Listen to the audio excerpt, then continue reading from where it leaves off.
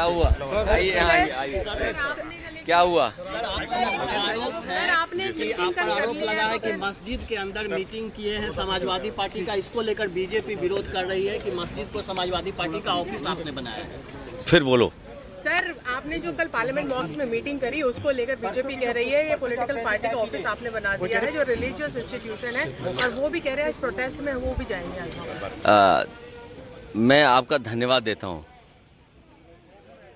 आप लोग भी बीजेपी के चक्कर में फंस गए। मैं आपसे, क्योंकि ये धार्मिक लोग हैं जो मेरे बगल में खड़े हैं, मुझे नहीं पता था कि आप लोग मिल लेंगे, मुझे मुलाकात हो जाएगी आपसे और एक ऐसा सवाल आएगा।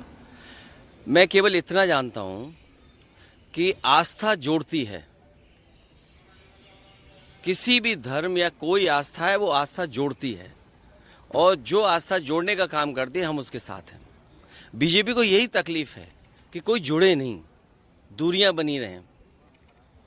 तो आस्था जोड़ने का काम करती है, और इसलिए हम लोग हर आस्था पर आस्था रखते हैं। पर उनका मत ये है कि पॉलिटिकल मीटिंग नहीं होनी लगा रहे हैं कि अब बीजेपी के कहने से, अब बीजेपी को मीठे से तकलीफ होगी तो मीठा छोड़ देंगे? बीजेपी कहेगी नमकीन खाइए तो नमकीन खाएंगे क्या? तो बीजेपी क्या कर रही है, बीजेपी को आप भी जानते हो, बीजेपी को आप सब जानते हो। बीजेपी का हथियार ही धर्म है।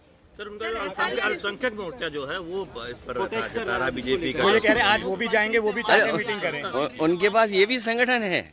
अभी तक तो हमें ये पता लगा कि वो अंडरग्राउंड काम करते हैं, लेकिन अब इनका ऐसा भी संगठन है। ये अंडरग्राउंड संगठन तो नहीं है उनका। सर, पर पसमंदा की बात तो प्रधानमंत्री ने करी थी जब उन्होंने कहा कि पसमंदा समाज को भी ध्यान देना चाहिए, तो बीजेपी ने पूरा समाजवादी पार्टी, नेताजी और पिछली सरकारों में जो जो काम हुए थे, खासकर पसमंदा समाज, बुनकर समाज के सब काम रोक दिए। अब एक काम कर दें बीजेपी के लोग, अगर इतना उनके अंदर है पसमंदा समाज के लिए, कि जो नेताजी ने कभी और समाजवादी पार्टी ने बिजली फ्री की थी, वो बिजली फ्री कर दें। आप देख नहीं रहे उत्तर प्रदेश में बिजली मंत्री का क्या हाल है? क्या हाल है? जहां जा रहे हैं बिजली नहीं जा रही, मतलब बिजली चली जा रही है, बिजली है ही नहीं। जहां जा रहे हैं बिजली मंत्री, वहीं बिजली चली जा रही है। SIR को लेकर क्या कहना है? आज काफी प्रदेश में धर्मांतरण के मामले बहुत ज्यादा आ रहे हैं और बीजेपी ये आरोप लगा रही है कि सत्ता। अरे लोग धर्म नहीं, लोगों ने अपना सब कामकाज बदल लिया, पहनावा बदल लिया। आपको नहीं पता? किसी ने पहनावा बदल कर कुछ कब्जा कर लिया है। SIR को लेकर क्या कहना है? आज किस पे? बिहार में जो मतदाता पुनरीक्षण, देखिए, उस सवाल पर हम सब विपक्ष के लोग एक साथ हैं, इसलिए क्योंकि चुनाव आयोग पे समय समय पर उंगली उठी है। और उत्तर प्रदेश के चुनाव को लेकर के मैंने कई बार आपसे बोला है कि उपचुनाव देख लीजिए कि किस तरह बेईमानी की। इलेक्शन कमीशन की जिम्मेदारी ये बनती है कि ज़्यादा वोट डालने आए लोग, किसी का वोट बनना ना छूटे, लेकिन इधर दूसरी एक्सरसाइज कर रहे हैं कि वोट कैसे काटे जाएं।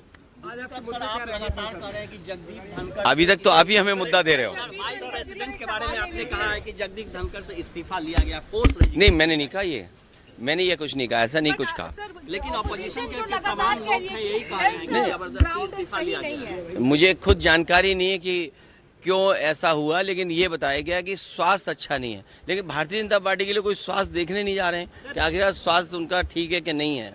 सर,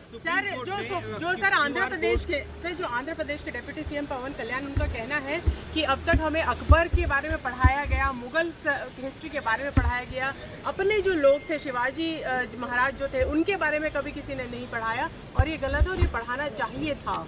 अच्छा ठीक है, ये पार्लियामेंट अच्छा लग रहा है, ये खराब लग रहा है।